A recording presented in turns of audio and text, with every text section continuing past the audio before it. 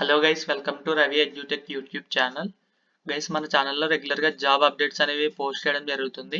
State government jobs, central government jobs, government of India అండర్లో work చేసే ప్రతి company నుంచి వచ్చిన జాబ్ నోటిఫికేషన్ అనేది మీ ముందుకు తేవడానికి ప్రయత్నిస్తున్నాను. ఛానల్ని చెక్ చేసి సబ్స్క్రైబ్ చేసుకోండి, అలానే పక్కనున్న బెల్ ఐకాన్ని కూడా యాక్టివేట్ చేసుకోండి. సో దట్ నేను వీడియో అప్లోడ్ చేసిన వెంటనే మీ మొబైల్ డివైస్కి జాబ్ నోటిఫికేషన్ అనేది వస్తుంది. Guys, union public service commission నుంచి 2026కి సంబంధించినటువంటి సివిల్ సర్వీసెస్ ఎగ్జామినేషన్ది అఫీషియల్ నోటిఫికేషన్ అనేది రిలీజ్ అయిపోయిందండి. టోటల్గా 933+ వేకెన్సీస్తో మనకి నోటిఫికేషన్ అనేది రిలీజ్ చేశారు. ఈ సివిల్ సర్వీసెస్ ఎగ్జామినేషన్ నోటిఫికేషన్ గురించి మీకు ఫుల్ సిలబస్, అప్లికేషన్ ప్రాసెస్ ఏ విధంగా చేసుకోవాలి, అలానే ఎలిజిబిలిటీ కండిషన్స్ ఏమిటో కూడా చెక్ చేద్దాము ఈ వీడియోలో. ఈ వీడియో మీరు ఫుల్గా చూసినట్లయితే ఈ జాబ్ గురించి ప్రతి డీటెయిల్ మీకు తెలియజేస్తాను. కాబట్టి వీడియోని ఎక్కడ స్కిప్ చేయకుండా ఎండ్ వరకు చూసి వీడియోని తప్పకుండా లైక్ చేసి మీ ఫ్రెండ్స్ అందరికీ కూడా షేర్ చేయండి, వాళ్ళకి కూడా హెల్ప్ అవుతుంది. నోటిఫికేషన్ డీటెయిల్స్ చెక్ చేసినట్లయితే మనకి union public service commission UPSC నుంచి అఫీషియల్గా 2026 ఇయర్కి సంబంధించినటువంటి సివిల్ సర్వీస్ ఎగ్జామినేషన్స్కి సంబంధించినటువంటి నోటిఫికేషన్ అనేది రిలీజ్ అయిపోయిందండి. February 4th, 2026 నుంచి మనకి ఆన్లైన్ అప్లికేషన్స్ స్టార్ట్ అయ్యాయి. ఫిబ్రవరి 24th వరకు మనకి ఆన్లైన్ అప్లికేషన్స్ చేసుకోవడానికి టైం అనేది కల్పించారు. యూపీఎస్సీ అఫీషియల్ వెబ్సైట్ అయిన upsconline.nic.in లోనే మనం అప్లై అనేది చేసుకోవాల్సి ఉంటుంది. మీకు వీడియో ఎండింగ్లో ఏ విధంగా అప్లై చేయాలో కూడా బేసిక్ ప్రాసెస్ అనేది తెలియజేస్తాను. వీడియోని స్కిప్ చేయకుండా ఎండ్ వరకు చూడండి. తప్పకుండా ఎలిజిబిలిటీ అనేది తెలుసుకుని ఎలిజిబిలిటీ ఉన్న ప్రతి ఒక్కరూ కూడా అప్లై అనేది చేసుకోవడానికి ట్రై చేయండి. ఈ సివిల్ సర్వీసెస్ ఎగ్జామినేషన్స్ అంటే మనకి ఐఏఎస్, ఐపీఎస్, రెవెన్యూ సర్వీసెస్లో హయ్యర్ ఆఫీసర్ జాబ్స్ ఉంటాయి కదండి. వీటికి సంబంధించినటువంటి ఎగ్జామ్స్నే మనకి సివిల్ సర్వీసెస్ ఎగ్జామినేషన్ అని పిలుస్తారు. ప్రతి ఒక్కరూ కూడా ఆన్లైన్ విధానంలో అప్లై అనేది చేసుకోవాల్సి ఉంటుంది. అలానే ఆన్లైన్ విధానంలోనే ఫీజు అనేది కూడా పేమెంట్ అనేది చేయాల్సి ఉంటుంది. ఆన్లైన్ అప్లికేషన్ లింక్ కూడా మీకు ఈ నోటిఫికేషన్ పీడిఎఫ్లోనే పేజ్ నెంబర్ 1లోనే ప్రొవైడ్ చేశారండి. మీకు ఈ పీడిఎఫ్ లింక్ కూడా నేను డిస్క్రిప్షన్లో అలానే పిన్నెడ్ కామెంట్లో కూడా ప్రొవైడ్ చేస్తాను. మీరు డౌన్లోడ్ చేసుకుని ప్రతిదీ క్లియర్గా చదువుకోవచ్చు. ఏ విధంగా అప్లై చేసుకోవాలో కూడా అప్లికేషన్ ప్రాసెస్ అనేది కూడా పేజ్ నెంబర్ 2లో కల్పించారు. నేను వీడియో ఎండింగ్లో మీకు బేసిక్ అప్లికేషన్ ప్రాసెస్ కూడా చెప్తాను. పీడిఎఫ్ని డౌన్లోడ్ చేసుకుని మీరు కూడా చెక్ చేయవచ్చు. 24th February 2026 ఈవినింగ్ 6 PM లోపు ఆన్లైన్ అప్లికేషన్ అనేది చేసుకోవాల్సి ఉంటుంది. ఆన్లైన్ అప్లికేషన్ ప్రాసెస్లో మీకు ఏ విధమైన డౌట్ వచ్చినా సరే హెల్ప్ లైన్ నెంబర్స్ కూడా ప్రొవైడ్ చేశారు. ఇక్కడ ఇచ్చిన హెల్ప్ లైన్ నెంబర్కి మీరు మార్నింగ్ 10 నుంచి ఈవినింగ్ 5:30 మధ్యలో మీరు ఎప్పుడు కాల్ చేసినా సరే మీ డౌట్స్ని వాళ్ళు సాల్వ్ చేయడం జరుగుతుంది. అలానే ఈమెయిల్ ఐడి కూడా ప్రొవైడ్ చేశారు, మీరు దీన్ని కూడా యూజ్ అనేది చేసుకోవచ్చు. ఈ సివిల్ సర్వీసెస్ ఎగ్జామినేషన్కి సంబంధించినటువంటి పోస్ట్ డీటెయిల్స్ అనేటివి మెన్షన్ చేశారండి పేజ్ నెంబర్ 5లో. పోస్ట్ డీటెయిల్స్ అనేవి చెక్ చేసినట్లయితే ఇండియన్ అడ్మినిస్ట్రేటివ్ సర్వీస్ అంటే IAS officers, Indian foreign service IFS, Indian police service IPS, Indian audit and account service group A, Indian civil accountant service, Indian corporate law service, defence account service, ఈ విధంగా టోటల్గా 23 types of పోస్ట్స్కి మనకి civil services ఎగ్జామినేషన్స్ని conduct చేయడానికి official notification అనేది release అయిపోయిందండి. Vacancy details అనేవి చూసుకున్నట్లయితే టోటల్గా 933 వేకెన్సీస్తో మనకి నోటిఫికేషన్లో మెన్షన్ చేశారు. వీటిలో మనకి పీడబ్ల్యూబీడీ క్యాండిడేట్స్కి 33 వేకెన్సీస్ రిజర్వ్ చేయడం జరిగింది. PWBD candidates reservations splitting process కూడా మీకు ఇక్కడ కింద మెన్షన్ చేశారు. పీడిఎఫ్ డౌన్లోడ్ చేసుకుని చెక్ చేయవచ్చు. మీకు పీడబ్ల్యూబీడీ క్యాండిడేట్స్కి లిస్ట్ ఆఫ్ సర్వీసెస్ కూడా ఇక్కడ ప్రొవైడ్ చేయడం జరిగింది పేజ్ నెంబర్ 7లోనే. పీడబ్ల్యూబీడీ క్యాండిడేట్స్ ఎవరైనా చూస్తున్నట్లయితే పేజ్ నెంబర్ 7 దగ్గర పాస్ చేసుకుని వీడియోని ఒకసారి చెక్ చేయగలరు. 7, 8లో కూడా మెన్షన్ చేశారండి. మీరు ఈ సివిల్ సర్వీసెస్ ఎగ్జామినేషన్కి సంబంధించి ప్రిలిమ్స్ ఎగ్జామినేషన్ సెంటర్ డీటెయిల్స్ కూడా పేజ్ నెంబర్ 9లో మెన్షన్ చేశారండి. ఆంధ్రప్రదేశ్ వాళ్ళకి 3 సెంటర్స్ అవైలబుల్గా ఉన్నాయి.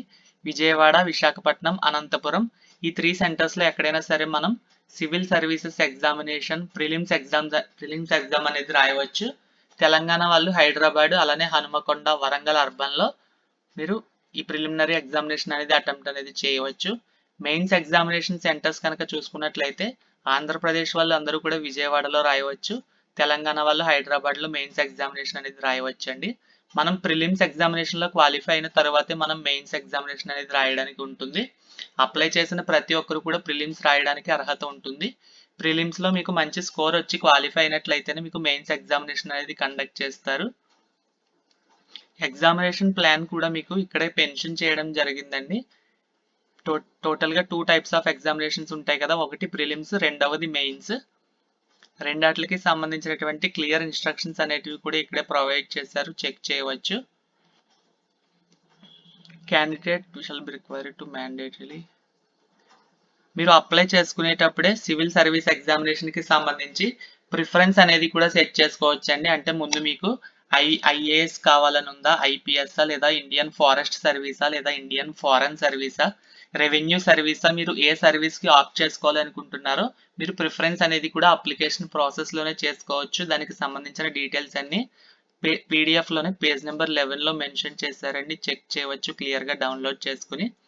ఎలిజిబిలిటీ కండిషన్స్ చెక్ చేసినట్లయితే సిటిజన్ ఆఫ్ ఇండియా అయి ఉంటే సరిపోతుంది. ఏ స్టేట్కి సంబంధించిన వాళ్ళైనా సరే ఈ సివిల్ సర్వీస్ ఎగ్జామినేషన్స్కి అప్లికేషన్ అనేది చేసుకోవచ్చండి. ఏజ్ లిమిట్ చెక్ చేసినట్లయితే మినిమం 21 ఇయర్స్ అబవ్ ఉండాలండి ప్రతి ఒక్కరు కూడా. మ్యాక్సిమం 32 ఇయర్స్ వరకు ఉన్న జనరల్ క్యాండిడేట్స్ అప్లై చేసుకోవచ్చు.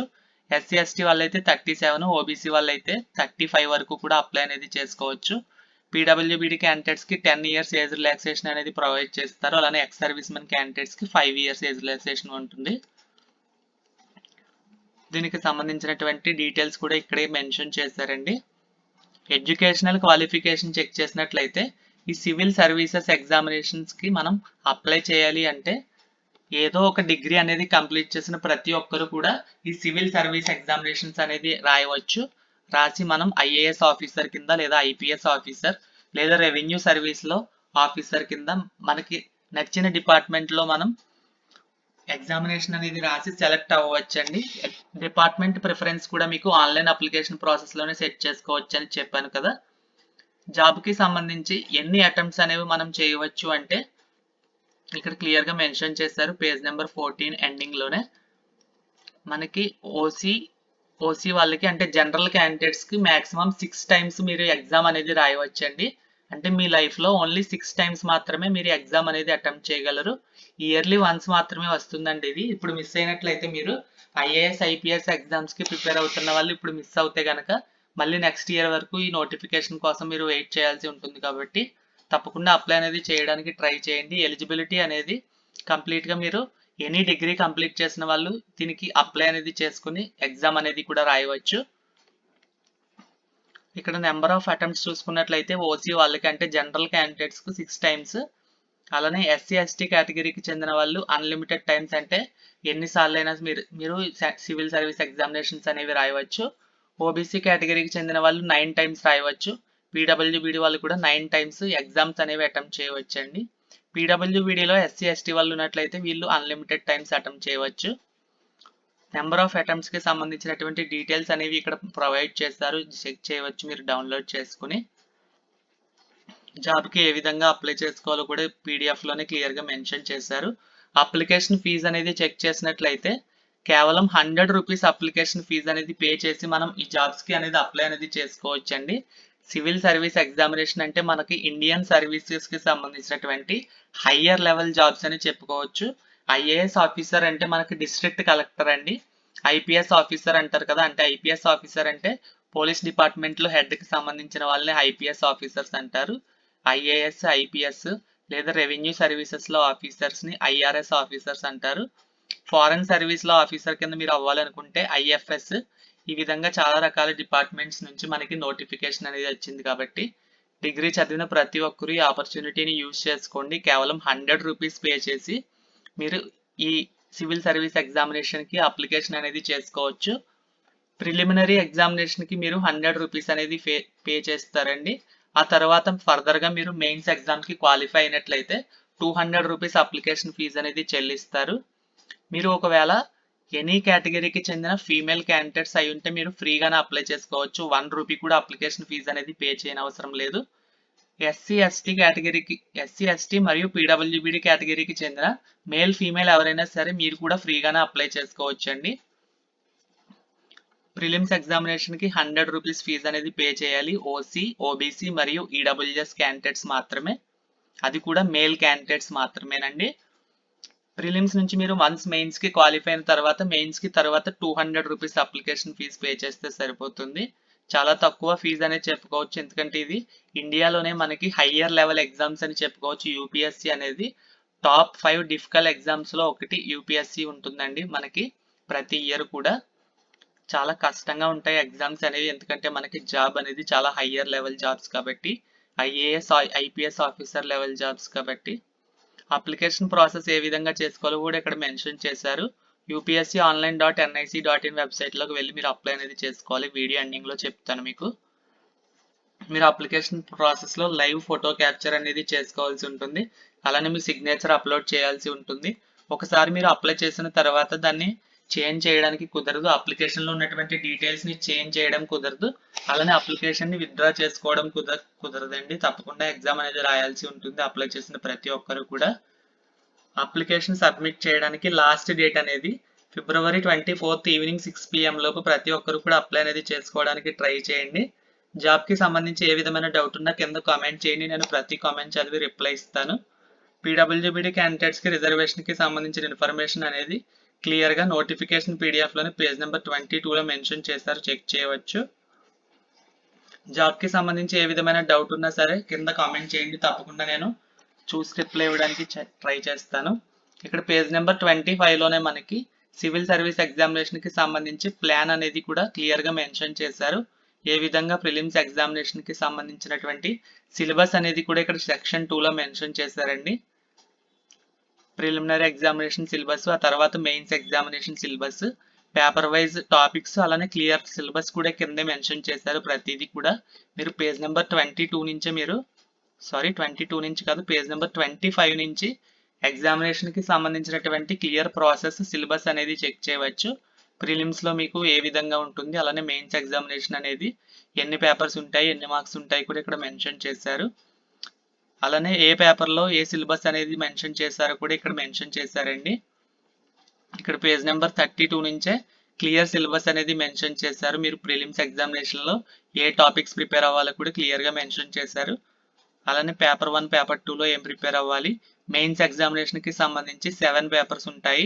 ఈ 7 పేపర్స్లో మీకు ఏ టాపిక్స్ నుంచి క్వశ్చన్స్ అడుగుతారో కూడా ప్రతి టాపిక్ అనేది క్లియర్గా ప్రొవైడ్ చేశారు, చెక్ చేయవచ్చు మీరు పీడిఎఫ్ని డౌన్లోడ్ చేసుకుని.